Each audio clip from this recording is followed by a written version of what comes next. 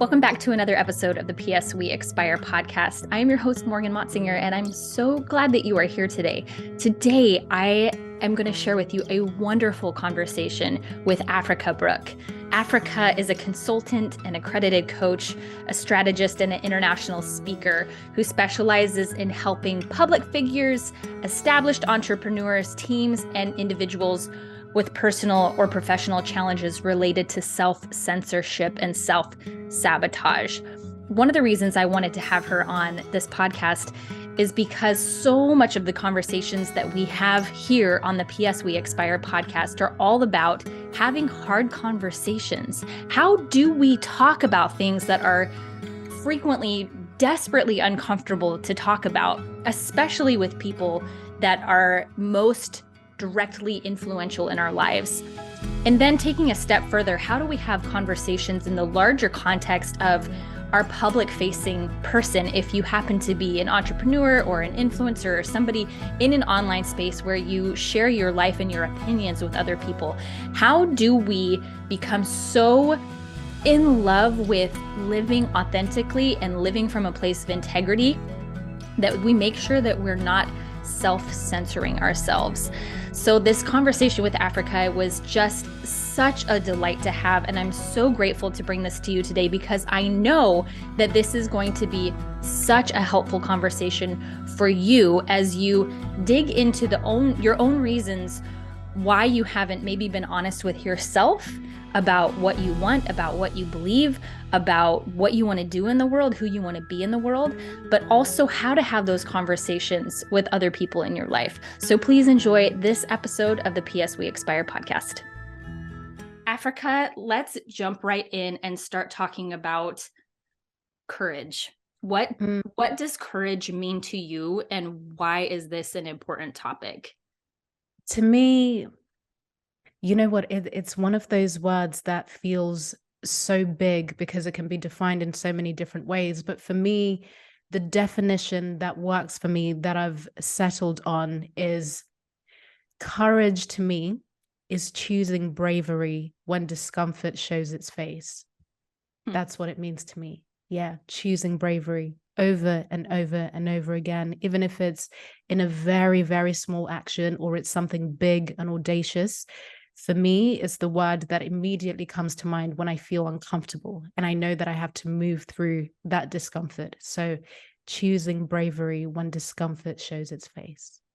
So a lot of the work that you do, both with your clients, in your speaking, and I imagine also in your personal life, centers around this idea of self-censorship and having our outsides match our insides, having the things that we say publicly, whether that's in a large arena or just in a small arena with our close relationships, that we want what's happening in here to match what's happening out here. And courage is such an important piece of that. You can't have an alignment with your outside and inside life without courage. So can you talk a little bit about what self-censorship is and how courage fits into that conversation? Absolutely. Self-censorship, defined very simply, is when you withhold your honest thoughts, you withhold your opinions, your ideas, how you really feel about something. And the key driver for self-censoring is fear. So you're afraid that there's going to be some kind of punishment to you expressing yourself fully. And by the way, and I really have to emphasize this, none of this is ever conscious. We don't do it on purpose. The way in which we choose to express self-censorship might be intentional, but in terms of you understanding that you're afraid of being rejected, you're afraid of being misrepresented, you're afraid of being punished, you're afraid of being abandoned, it's not really a conscious thing, but it's always when you find yourself withholding and you really want to say something, you really want to put a boundary forward, you want to say that you don't agree with something, you want to say that you've changed your mind about something, but for whatever reason, there's a deep resistance to telling the truth. So you choose a lie that's more comfortable. And again, it doesn't have to be a verbal lie. It can just be a silencing of your mind. And self-censorship is something that I think is Really important to talk about, because even though it's a new term for most people that might be listening, I know that it was a new term for me up until about 4 years ago. It's something we all know intuitively. We all know that feeling of Hmm. withholding, of wanting to say something or wanting to express something, but feeling afraid, you know? So that's the definition of self-censorship. I think that the drawing our attention to two different things, where the primary feeling that comes with self-censorship is fear. Mm, And fear, especially when it's operating from an unconscious or subconscious level, can wreak havoc in our lives. Maybe not even in a way that people can see, but it can wreak havoc in our internal lives. And that right. is that is what I find so interesting and so important to talk about, is what are the consequences on Mm, our own mental, emotional, physical, spiritual bodies when we allow fear to block us from expressing ourselves in a truly yeah. authentic way. What is the consequence of that? Yeah. I love that question, because I think often we don't actually think about what the cost is. There's always a cost to things that we do on a daily basis. There's some kind of cost to saying yes, to saying no to certain things. But in the context of self-censorship, one of the biggest and most obvious ones is confidence. Hmm. It's impossible to become truly confident. And I love to put the word, to preface it with the word grounded, because I think just being confident on a surface level is something we can all perform. But there's something about a grounded confidence, like this silent, grounded confidence, even when you're not speaking. It's in your body language, it's in how you hold yourself internally. So when you're self censoring, right? You have to, even if it's uncomfortable to view it in this way, you have to see it as a form of self-betrayal. So when Hmm. you're betraying yourself on some level, you're crossing your own boundaries. So when you're crossing your own boundaries, it's very difficult to feel and to cultivate true grounded confidence. So that's one of the biggest costs. You might find yourself still performing confidence. Hmm. It's something we all do. There's nothing really wrong with that. We do it at different points in time. But when that becomes the default, then you will always feel like you don't truly know yourself, which leads to the second cost, which is trust. You will never be able to fully trust yourself, to trust the way you make decisions, to trust yourself to change your mind, to trust yourself to accept new information, Hmm. to trust yourself to make really hard decisions, or even sometimes simple ones, right? If your partner says, where would you like to eat? And in your Hmm. mind, you know exactly where you want to eat, but for whatever reason, you feel like you will be making things too difficult, you're being too picky. So you don't actually say what it is. It happens in very simple ways. So when you train yourself in those simple ways, what does it look like when you have to make the big decisions? Because you don't have that Hmm. foundation of trust and a confidence that your needs will be honored, that your yes is going to be honored. So for me, if I'm just to pick two very, very key things, because we can go into more things which I'm sure will come up in conversation. Confidence is the price that you end up paying, and self-trust. Hmm. And those two are essential. What I love about what you said is that the the performative confidence can come regardless of the internal state.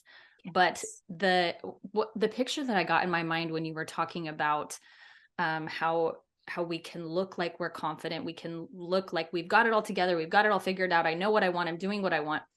The visual that came to mind was that on the inside, the posture is curled up, Mm, head on the knees, and just this tiny little ball, this feeling of don't look at me, I'm hiding, don't see me, don't look at me.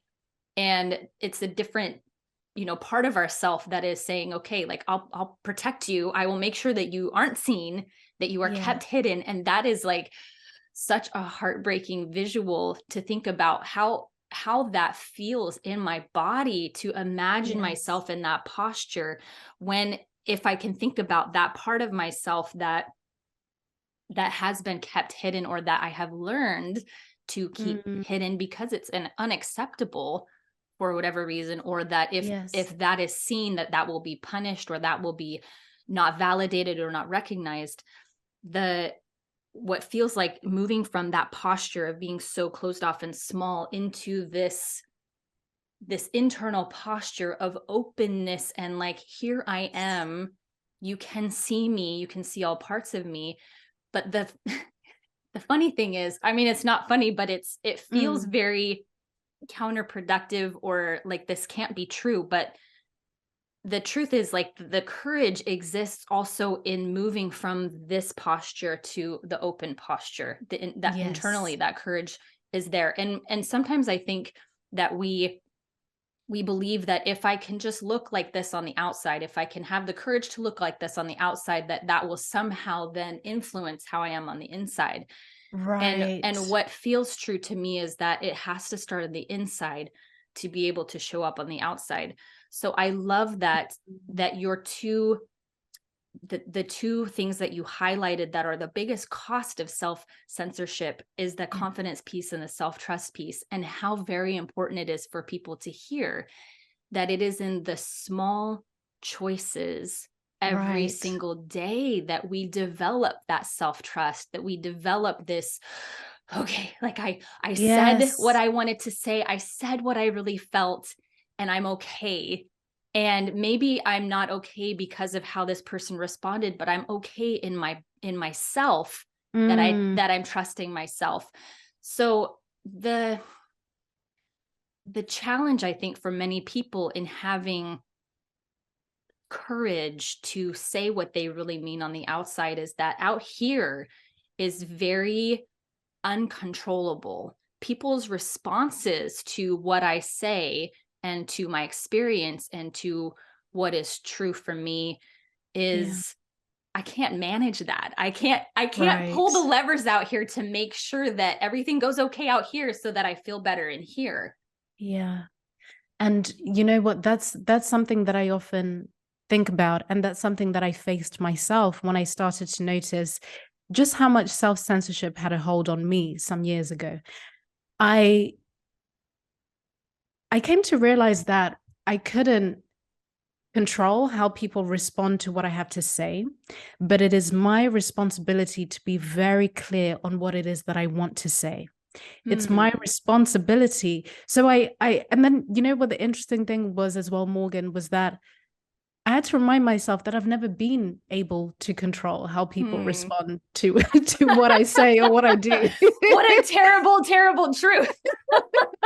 And I was like, okay. So I'm not dealing with something that's completely new here. It just feels very new. And also, to have this conversation, it's important for me to acknowledge what's also happening culturally, where we are right now in a time where there is a cost to speaking your mind, depending on what it is that you want to say. And because of our relationship with technology, we're no longer in a time where you can share your thoughts, even if they are supposedly wrong thoughts or you make a mistake, but it's isolated to your friendship group or the people you work with, the people you go to school with. Now you could say something that's labeled as the wrong thing, and it can end up online, and there's hundreds and thousands of people that will have their say, that will determine whether you're a good person or a bad person. You know, there's always some kind of moral judge. You know, there's nameless, faceless people. So I think a lot of the concerns that we have today are not as irrational as we think. And at the same time, we need to prioritize and to choose bravery always. And I think communicating bravely is a good place to start, because it's about realizing that you've never been able to control how people respond. But it is, as I was saying before, it is your responsibility to think about, okay, what is it that I actually want to express? What is it that I actually want to express, right? Because then you come to a place of looking at it in a more practical way, of realizing that maybe it's about expressing certain thoughts and ideas and exploring certain things with your intimate group, right? Maybe it doesn't need to be with your colleagues or in public.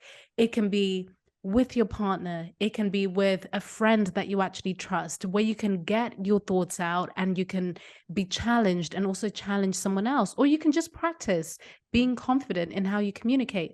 So I think for me, it was important to realize and to be very honest about where I don't have control, but to come back to myself and realize that actually there are many things within myself, my internal world, I get to control that for the most part, right? I get to control that.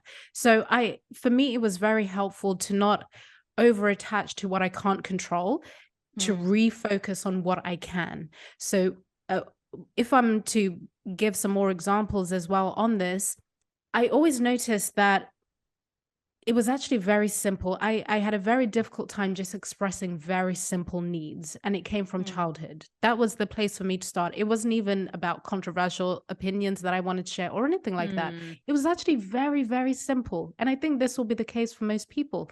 So I had to bring it back to myself and start to notice that actually I've always had an issue in some way expressing what it is that I really need. I've always told myself from a young age, because of the environment that I grew up in, that my needs were not that important.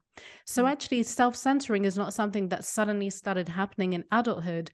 I actually became quite well trained at this from a very young age, where because of my environment and growing up in a home where there was physical abuse and my mum had so much to worry about, so much to take on, she was raising 4 children.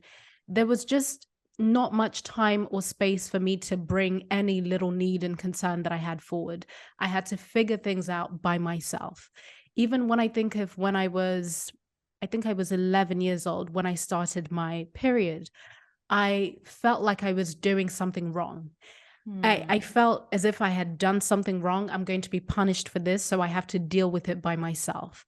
And even though my mom was and is a very, very loving woman, growing up as an immigrant, coming to a new country where she had to be working most of the time, and I had 2 older sisters, 1 younger brother, we all had to grow up pretty quickly.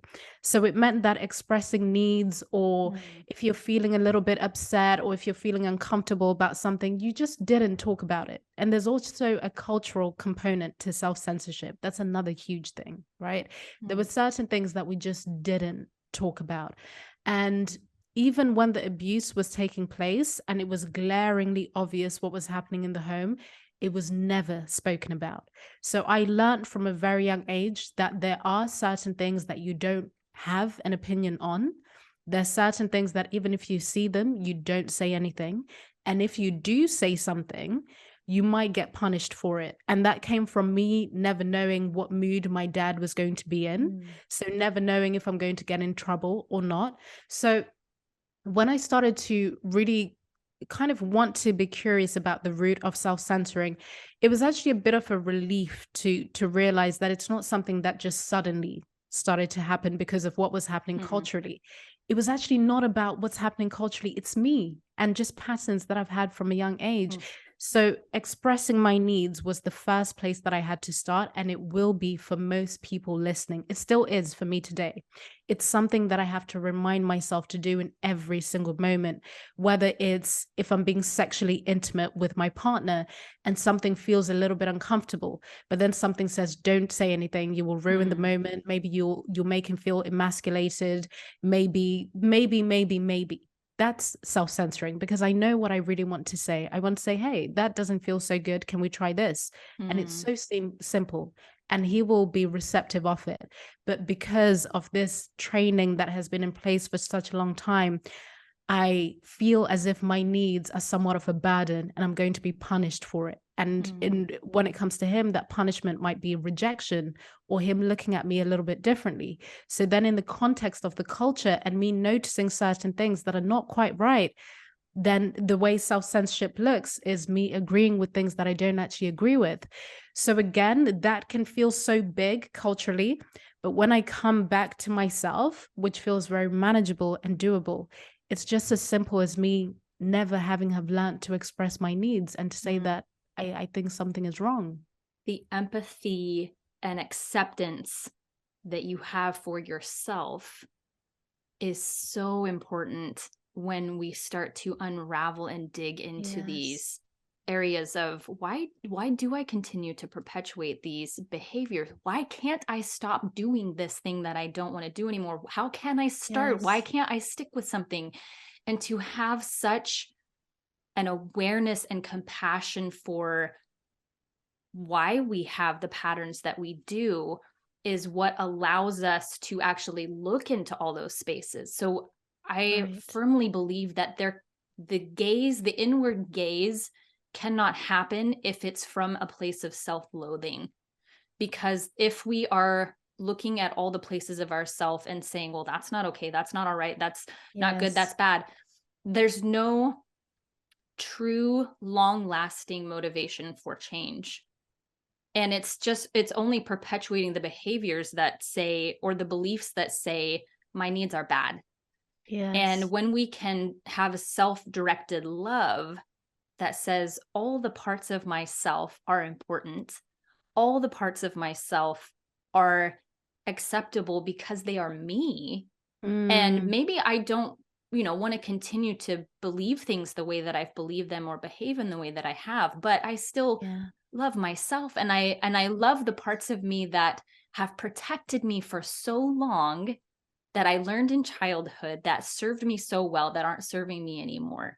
And coming to change from a place of true love and acceptance for ourselves is what allows us to look at all those pieces of ourselves and to change things, or to at least acknowledge and see them, because really that's what self-censorship is like, don't see these parts of me, Yes. because Yes. it's too risky. And so Right. it has to start with that self-love that says there's no parts of me that are off limits. That's huge. I'm getting chills as you're speaking because that's a big piece of all of this. I think it's so easy to reflect from a place of judgment and shame, right? And a word that came to mind as you were speaking, which I realized this is just how I view the world through this word, is curiosity. I think Mm, the reason why I'm able to speak about whether it's my past or things that I've done, or even just things that are quite unsavory, but I want to work through them and understand them. It's from a mm, place of curiosity. I'm curious about it. So when I noticed those patterns, when I realized that I was self-censoring, even though I wanted to say something, I and I always practice taking on the role of the observer, just observing mm, my behavior, being like, huh, isn't that interesting that with this person, I'm able to say what I think, but then with this person, or when I go back to my family home and I'm with these mm, family members, I kind of go back into that role of a child, and I agree with things that I don't actually agree with. So even in terms of the tone that I use in my head, it is that, isn't that interesting? mm, Instead of shaming myself. So I think those are also little practical things that you can do, because when you approach some of these heavy and very layered thing from a place of a heavy internal and external tone, that's when you take yourself deeper in. But when you kind of look at it through like that childlike curiosity, and even mm, with the lightness in your own voice, even if you say it out loud, huh, that's quite interesting. I do that all the time. And that changes how I'm going to look at the same thing. So that's what I do all the time. And it really makes a huge difference. And it allows me to, it ties in with that confidence and self-trust piece as mm, well. Like, I respect myself enough to not shame myself in this moment. So I'm going to mm, choose to look at this from a place of curiosity. So those are kind of little things that I do when I notice a pattern. And I do just that. I notice. I try not to over attach to it, even though I feel what I tend to call the initial ouch, where I feel like a bit of shame or whatever the thing is. But then I just immediately notice, and then I go into curious mode, and then I use that, isn't that interesting question? And then a lot of mm. things start to flow in a different way. That's my That's little technique. I love that so much. That oh, what that is such a perfect segue into this conversation about pleasure, because Yes. curiosity, the tone of curiosity is this like playful lightness, and Yeah. this like joy of discovery and experimentation and learning. And ooh, it feels like curiosity is like, oh, like this Mm, expansion of awareness, and that is such a pleasurable thing. And so as we talk too about pleasure and following our pleasure and knowing what individually brings me pleasure, that is a worthwhile pursuit. And I'm not talking about like junk food pleasure, right? So Right. I would say that our brains really like scrolling on social media. Things are technologically set up in a way that feed that dopamine hit. And they've brought neuroscientists on board to make sure that those devices and those apps and that software hits that part of our brains to keep us engaged and to keep us interactive and to keep our attention there. So I'm not talking about pursuing kind of like that, the junk food pleasure, because some of the things that are most pleasurable do not have an immediate yay kind of feeling to them. The long-term pleasure may come with what you referred to as that initial ouch, because we are driven by a higher value, that our pleasure is in tune and tethered with our highest values. So let's talk a little bit about the practice of discovering what our deepest values are, because so much of that not only directs where our curiosity, where our experimentation, where our pleasure goes, but also then allows us to be very clear about the areas where we are willing to say publicly or privately, this is how I really feel about this, and this is my experience, and this is what this means to me. Yes. Oh, I love that, because values really are the foundation of everything that we do. And we never speak about values in a very conscious way, but we live according to our values every single day. And something that I say and think of is that the results that you currently have in your life, whether that's your relationships, professional, personal, money, your home, etc., the results that you currently have in your life will show you what it is you value. For me, I think that's a wonderful, wonderful place to start, because it doesn't require you to do a exercise where you have to think of something that is so far out of reach. The first step for me has always been observation with everything. The first step has to be you observing and becoming aware of your environment, whether it's internal or external, in a way you haven't before. And with values, that's how I think of it. Another thing that ties into that very directly in understanding what your values are, before I give you specific examples, is that your emotional response to something, whether it's you feeling really excited or joyous, or you feeling really frustrated and upset, will show you what it is you actually value. That's also a good way to think about it. Something that evokes a very strong emotional response in you, typically. And I'm not talking necessarily about when you're directly engaging in conflict with someone, right? That could also be a space in which maybe you discover that you value directness. Maybe you value direct communication. Maybe you find yourself getting frustrated when speaking to someone and they're kind of skirting around the issue. They're not really saying what it actually is. In that moment, you might be showing that you value a direct approach to communication. That's an example. But something that I realized for me in the past couple of years in relation to self-censorship was just how much I value freedom. And I know that this is something a lot of people intrinsically, we all value freedom, but I really was able to learn this because I was starting to feel like a prisoner in my own mind, because there were things that I had changed my mind about. There were things that were happening externally in society. There were things that I was being told I needed to agree with, but I really didn't agree with them. And for a time I had tried, but I started getting physically unwell because I was lying to myself and I was lying to the world and I was lying to the people around me. And to someone else, they wouldn't have felt like big lies. But to me, because I value integrity, which I also discovered, I really started to feel like a prisoner in my own mind. And I was shown just how much I value freedom.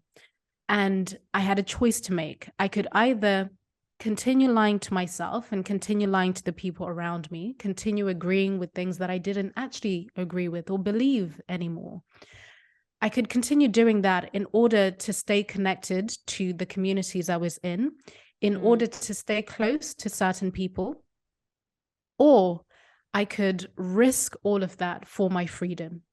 And I chose to risk it. I wrote an open letter talking about the fact that I was not going to censor myself in this way anymore. That even though I have certain identity markers, being Black, being a woman, being left-leaning, X, Y, Z, whatever it might be, I'm expected to think, even feel, speak, and behave in a specific way. I was not going to do that anymore. I was going to allow myself to express what I needed to express. And I knew that there would be a cost to that. And the biggest one was going to be, in my mind at the time, and it could have been true, but things actually ended up going the opposite way for me in a wonderful way. But there was a huge social cost. But I was willing to risk that for my freedom, for my internal freedom, which then became my external freedom. So freedom is one of my biggest values. And like I said right at the beginning, the results in my life showed me just how much I valued freedom. So I think that's a good place to start. Again, just looking at the results that you currently have in your life, they might show you what you currently are placing your value in, and maybe you will feel very uncomfortable with that. So for me, this is a part that I missed out. Before I made the declaration that I was not going to censor myself, first made it in my mind and then in the public, I realized that the results in my life were showing me that I valued popularity. I wasn't behaving like someone that valued freedom. I was valuing popularity, which is why I was agreeing with things I didn't agree with, silencing myself in my own mind, making myself physically unwell just so I could stay connected to certain people, places, and things and opportunities. So even though I would have said before that I valued freedom, that was not true, because the results in my life were showing me that instead I valued popularity. So I always think of, what are your actual values? This is where the results in your life will show you. Then what are your embodied values? How you're actually behaving in your daily life and it feels good. Then what are your desired values? What you hope to value. Maybe something that you think you value, but actually, if you look deeper, you don't. So that's more of a desired value. So I've thrown a lot at you there, but that's kind of how I approach and think about values. That's such practical wisdom to see the areas in our life, why they are the way that they are, will automatically show us what we value. And it gets a little bit tricky when there's like this, almost like an external value or an internal value conflict, like where I think that this value is better than the value that I actually have. And so it's not even just about like this ideal value, but it's this like, I think it goes back to that internal shame about that some of the things that I want, or some of the ways that I am, is not okay. So how important it is to find the honesty within ourselves to say, okay, I actually really do value this. And for whatever reason, I don't think that that's okay. That I value that. And so there's work there to be done to say what I truly value is okay. Oh, that's huge. That's a big one. And I'm curious to know what your values are, Morgan, and where you discovered some of yours. But I just want to share something quickly on that, because it came to mind straight away. I've worked and know a lot of women that outwardly, the value that they've been told by society, especially in the modern day, they've been told that the value of independence is very important. Like, to be a woman who values independence and everything around her, in the way she speaks, in the partners she chooses, etc., even in the way she works, the careers she chooses, whatever it might be. Independence has to be a value that she wears, but also exhibits, right? But then internally, for a lot of women I know and have worked with, they deeply value interdependence. They value partnership. They might even value more traditional roles, traditional gender roles, very specifically. But for whatever reason, they might find themselves, typically in Western culture, there's some kind of shame to needing a man. There's some kind of shame to wanting to be taken care of, some kind of shame in wanting to be led, because maybe externally they tend to be very high powered, very independent for good reason, which is a wonderful thing. But then internally, they feel shame about some of the needs that they have in their private life. So there's kind of this conflict between their independent self and what they're told that has to look like for you to have social status, for you to be valuable. But then internally, they deeply value interdependence. And they don't want that type of independence. They want to be held. They want to be taken care of. They want a man to lead. They want to be in their softness, but there's some kind of shame to that. And it also doesn't give them the same social status, maybe doesn't give them the same relationships, even the same opportunities. So there's that struggle of values. So it's so fascinating. But when actually it's fine. It's fine to have that. It's fine to even have both of them at the same time. But there's also that idea that you have to choose between one or the other. What's coming up for me is this understanding that it is easier for us to think in binary ways. It's easier for us to categorize things and to systematize things and think of things in black and white and left and right and in a very binary way. But the truth is that we are all very complicated beings. And so what was coming up for me was this idea of, for a woman to say that she values independence, she has to write for herself what independence means to her. Because if I say I want to be independent and then I allow other people to tell me what that means in my life, that's where we get into trouble. So that is why it can feel such a conflict, an internal conflict, to say, well, am I an independent person? Do I value independence? If somebody else is telling me that this is what independence is, then I don't want that. And there's so much of this like internal angst of like, who am I? If it's not who you tell me I am. Yes. And that's why this conversation, I think, is so very important, because one of my values is autonomy. One of my deep values is that I have to be the one to make the call about what is most important to me and what I believe about these things and how I want to move through the world in a way that is most authentic and aligned to me. That has to be a call that's made by me. And some of that comes from how I was raised in an environment where there was a very strong authority that was telling me what was acceptable and what was not acceptable in my life in the area of conservative religion. And so as I moved out of that and had this period of intense confusion and a feeling of being untethered, because I had to, for the first time, really ask myself, what do I want? When I had to stop relying on an external source to tell me what I should and shouldn't want, and to say, what do I actually want? That is such a scary place for so many people to go, even in the context of what you're talking about with some of your clients who have these ways of showing up in the world that don't really align with who they really are. And that space of that can be very, very challenging when there's a new layer of self-awareness that's introduced here.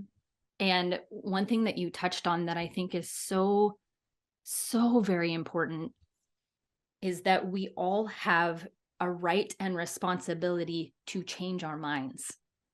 That it is so important for us to allow that with new information and new experience and new relationships, that I would change my mind about some things that maybe I have held onto so tightly for the majority of my life. And that's such a scary thing, because if we do have an over-identification with the things that we believe, knowing that that's underneath all of those things, that's not who we are, Yeah. then it's very Yeah. it's very disruptive, because there is that Very. period where, as you shared with your experience, that you were like, this is going to change my relationships. This is going to, all these things are going to change as a result of the way that I have changed my mind. Yes. And to allow that, not only is that okay for us to change our minds, but it is imperative, it is important, it is necessary for anyone who is on the path of deeper self-awareness and discovery and curiosity and connection, true connection in the world. Yes. Being able to change your mind is so important. That's huge.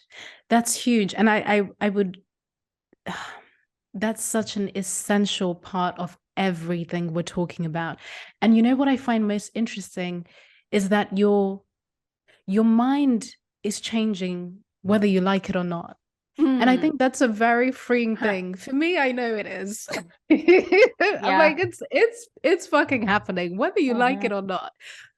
So why not make it a conscious process? I think that way with Yes. so many things, it's happening anyway. Yes. Why not make it a conscious thing? You're going to have a difficult conversation anyway. Mm. Why not make it a conscious thing?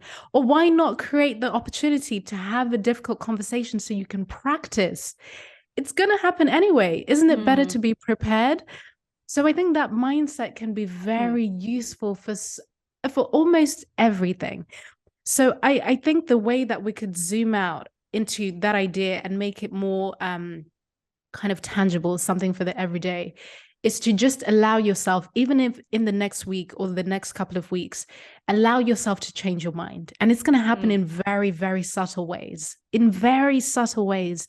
So maybe normally, and this is an example, a conversational example that I like to use, in a moment in time, let's say with someone that you trust, someone that you know, whether it's a partner or your child, a family member, but where you actually do feel safe.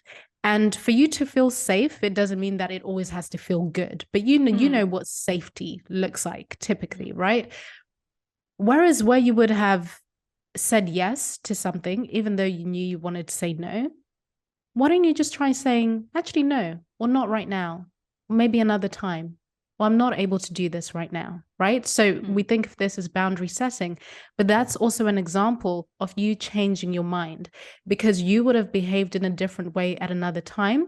Now you're choosing that with new information or with a new understanding of self, you're going to respond differently. That's changing your mind, right? Mm. When maybe you want to try a different place to eat, but you and your partner or someone else, you're used to meeting at the same place, going to the same place, but actually you want to try something a little bit different. And then maybe the response that you get is, oh, when did you want Mm. to eat at a place like this? So you might feel like, okay, fine, let's just go. Say, actually, I want to try it. I've heard it's Mm. good. Or I just found it the other day. Remember, the tone that you approach with something is really important because if you make it a thing, it becomes a thing. But if it's just, I want to try it, Mm. well, I thought it might be nice. Even the person you're speaking to receives it in a different way. But if you make it like it's going to become a thing, you know? And the So I think way that, please. the reason why it becomes a thing and we're not able to speak about it in a clear way is because we allow that to go on for so long. So Yes. this is so important. I love it. This is like Yes. such an important point. Like what you said about you're in it anyway, like you're gonna have that Yeah. conversation anyway. So why not choose to have that now? This is the risk of not having it now, is that you are allowing the build up Yes. to occur. And then when you finally get to that point where you're like, I've had it, like I can't do this anymore, I have to have this conversation, there's so much like drama and buildup that is contributing to not being able to have a Mm. clear, concise, kind conversation. And so the sooner that we become aware of what we really want, lean in with Yeah. courage and bravery and kindness, the easier, that not easier, maybe easier this is going to be. Not that it's Yeah. less uncomfortable, but Yes. there's the byproduct of having intention is much more connection than there would be if Agreed. there's so much like resentment built up before that conversation actually Absolutely. happens. Absolutely. One of my mentors, Joseph Granny, who wrote the book Crucial Conversations. Mm. He talks about this and he calls it a lag time. He says, make sure in every conversation, if there's something that you notice, the space between when you notice something and you know you need to say something, right? And the time in which you actually express it, try to shorten that frame. Okay. And he calls it the lag time because he says the longer you leave it for, it's very likely that you are going to get the outcome you didn't want. Because in that space, in the lag time, which is exactly what you're talking about, Morgan, there's so much room for assumption, creating stories, trying to already assume how someone is going to respond. Oh, they're going to push back. They're not going to agree. They're going to make me wrong. What if he says this? He's done this before. She said that space. Oh my goodness. But when you shrink it, some of that might happen. Your thoughts might race and you might assume, but at least you've approached it and you've allowed yourself to make the choice. That's also another word that you use. You're choosing to come forward instead of waiting until the situation and conversation comes to you. And you've already had way too much time to create stories about the outcome. Ah, That's such good insight. so good. So how do people deal with the aftermath of committing to stopping censoring ourselves when it really doesn't feel good on the other side of it? So how, I mean, we can talk about, from a 10,000-foot view, really zoomed out, but also like very practically and tangibly, how do you encourage people to move through how awful that can feel? I think one of the first things, even before I answer that directly, I really want to make a very clear distinction between self-censoring and using a social filter. And this is a big piece of everything we're talking about. So, because something that I never want anyone to do, whether it's my clients, my audience, when I share, I never want you to assume that everything needs to be labeled as self-censoring. That is not useful. It's not useful. And it's not going to lead you to anywhere that will actually allow you to be confident within yourself, anywhere that allows you to strengthen your discernment muscle. What we want to do is to understand that self-censorship is driven by fear, which we spoke about right in the beginning, but a social filter is a thinking skill that we actually use every single day from moment to moment, where you see something, but you realize that actually maybe it's not that useful for me to say it in this moment in time. I always think of an example of, let's say your aunt has just had a wonderful new haircut. So you're having family dinner. It's Thanksgiving. Everyone is around the table. She's actually been very excited to reveal her new pixie haircut. But you see it and you think that it looks a little bit Boris Johnson-ish. Okay, Boris Johnson is our prime minister here in the UK. Is it useful for you to put that thought forward? Taking in the context of the situation and that she feels really good. This is someone you care about. It's not going to be a useful thought to share. What is your desired outcome in the situation, right? So in that moment, you realize that actually, maybe this is just a private thought that I have and it's not even a useful one. So let's just put that to the side, okay? She feels good. You want to stay connected with her and your family. And what's going to be the use in bringing someone down in that moment in time? Is that self-censoring? No, that's not. That's using a very useful social filter. All right. So we're constantly taking in information and then passing it through our self-awareness and our cognition and saying, okay, is this useful for this moment? Is this going to connect me or disconnect me? Can I state this opinion with this person? Or is it better for me to express it with this person because I'm going to get a better outcome? Maybe this is actually a thought that I should keep to myself because it's no use in sharing it here. Or I actually don't know enough about this topic to have an opinion. That one is a huge one, right? So when you're using your social filter, which needs constant refinement, again, you're using it every single day. unconsciously. So now it's just about making it a conscious thing when and how you use it. Because by doing that, that's how you strengthen your confidence. That's how you strengthen your decision-making process. You refine it. It gets even better. It gets even more sophisticated. And you learn, and this is the biggest piece, you learn how to trust yourself. I trust that this is the right time to say this, even if it feels really uncomfortable. And also, I trust that this is a thought that is better kept to myself, or this is a thought or idea that is better expressed with this friendship group instead of this friendship group, because maybe the cultural context here is different. So they're not really going to understand it, right? So it's a constant practice. So whereas self-censorship is driven by fear, your social filter is grounded in confidence and discernment. So I just wanted to make that distinction, because when we talk about you realizing that you actually are self-censoring, right? And you decide to move through it and to express what you want to express, something that you are naturally going to experience is what is called a vulnerability hangover, right?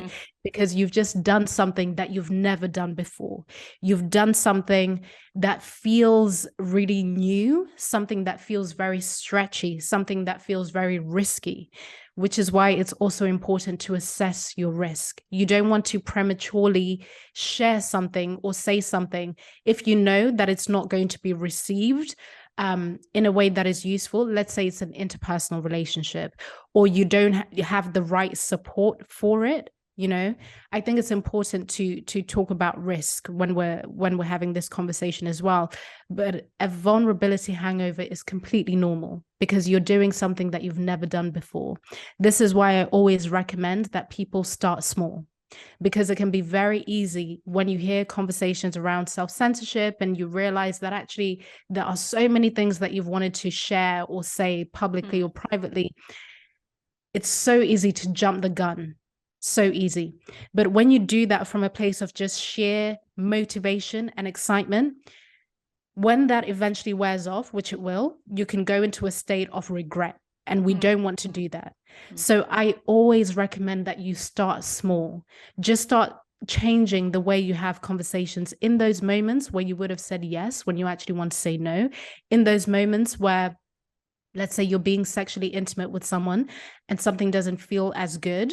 Just ask them, can we try something else? Or let's do this instead. Or even if you don't verbally move their hand or move the position in some way. So there are different ways that you can start to unravel self-censorship without shocking your nervous system, because that then allows you to build up to the bigger things. And I say this because this is exactly what I had to do. I never want people to see the result now and think that it was just like this. It's been a slow and steady process, conversation to conversation, even with strangers.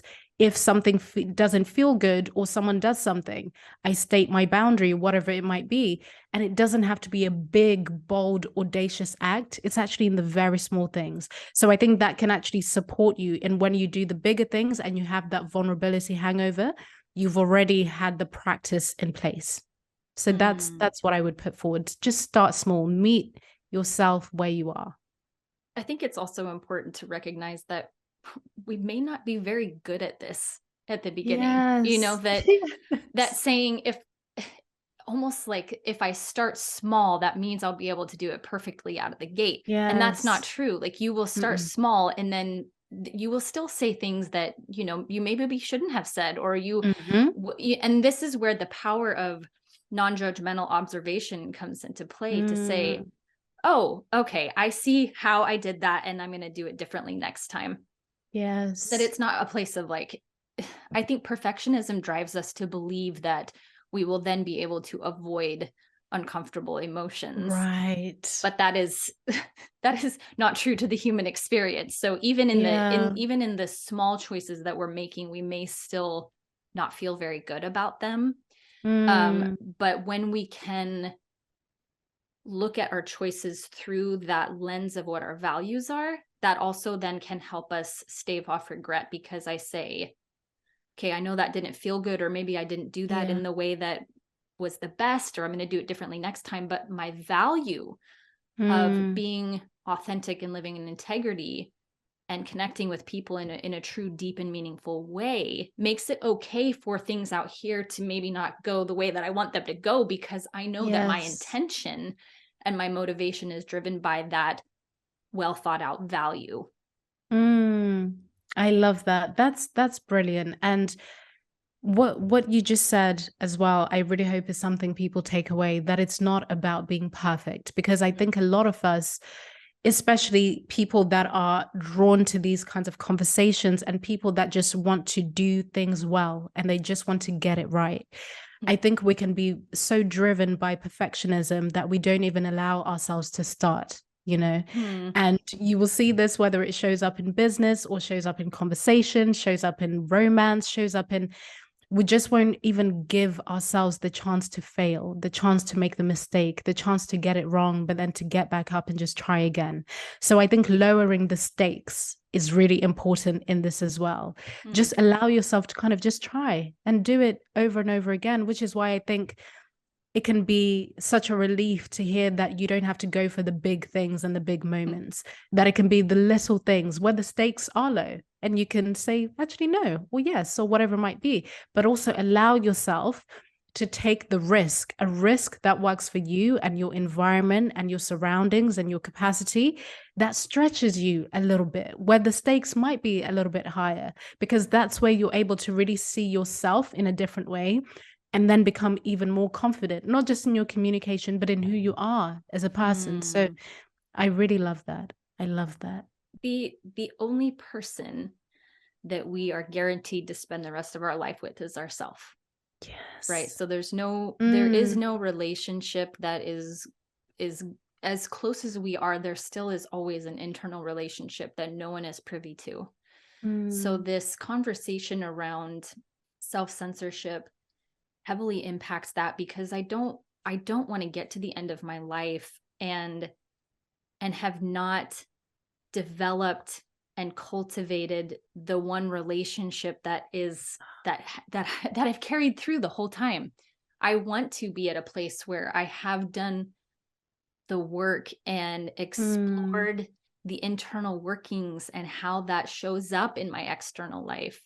And that, I think, is the wonderful frontier of exploration. Isn't necessarily out there, it's in here. And this is the work that I encourage people to do, probably more than anything else, because how we show up out there is, again, it's an outpouring of what's happening in here. And so to move through life making choices that numb or help us escape from our relationship with ourself, that's where so many of these like coping techniques come from. Is that I this internal life feels like too much. It feels like it's too overwhelming. There's too much anxiety in here. There's too much anger in here. There's too many parts of myself that I have to keep, tamped down and hidden. The beauty and real joy comes when we bravely journey inward. Morgan. I'm floored because you're speaking to my heart so directly. And another word, because my brain often works in just single words sometimes, is the word intimacy. And you've made me in this conversation just really realize just how big of a value that is for me. And I have a feeling it is for most of us listening to this. And I'm making the choice right now as I say these words, and I can't wait to share this with my partner, actually, that I think when I really think about it, I'm so committed to deepening the intimacy that I have with myself and the world around me. And I won't be able to do that if I censor myself. I won't be able to do that if I lie. I won't be able to do that if I just don't tell the truth. And yeah, that's a very liberating thought. And it makes me think of even the relationships that I'd love to have and already do in many ways, but I'm making it conscious now with my clients and the people I work with, how I share my words. If I make intimacy the intention, that will really remind me. I think that will feel like a very tangible reminder to just tell the truth. Hmm. Ah, mm-hmm. Every time we tell the truth, we also give permission for other people to tell the truth. Yes. And such a overarching message of what this podcast is about is vulnerability in service of giving people permission to tell the truth themselves, and also Mm, to understand that they're not alone. They're not yeah. alone. All of these things that we're talking about are common to all people. So Everyone. to everyone, and Everyone. it's okay if the outward appearances are varied from person to person, the internal experience is the same. And what a Yes. wonderful way for us to dig down to connection with people who think about things differently than we do. And Mm, this is the beautiful seed of being able to have hard conversations or uncomfortable conversations, even with people who have maybe very different beliefs than we do, a very different perspective on life, is that at the core, we're all navigating this life through our senses, through our emotions, mm, and even if they have not had the same experiences of grief or loss or heartache or anxiety or whatever that I have, if the external experience is different, the internal sense is the mm. same. And we can always, always, always connect with other people in our desire to not be alone. Mm, Oh my, can you write that down somewhere for me, please? I will, I definitely. need I to will. frame it. I'll frame it over there. Oh, I felt that. Mm, Oh, that's huge. And it feels so comforting actually, mm, because it's one of those things when you say it out loud, we all know it, but we mm, forget. We forget anytime we feel something that just viscerally consumes us. It's so easy to forget, which is mm. why I love what you're doing, Morgan. Just the art of storytelling in this way is a constant reminder, because it is, my goodness, it's so easy to forget. So Mm, easy. Mm-hmm. it is. Well, I'll wrap up our conversation, much to my disappointment. But We're gonna have to have a part two. We'll have a absolutely, part we two. will. Definitely. So thank you so much Yeah. for making time to speak with me today on a topic that is so important, and also just spans across every person. Every person, this is Right. a valuable conversation to have. So before we go, to all of my listeners, P.S. We expire.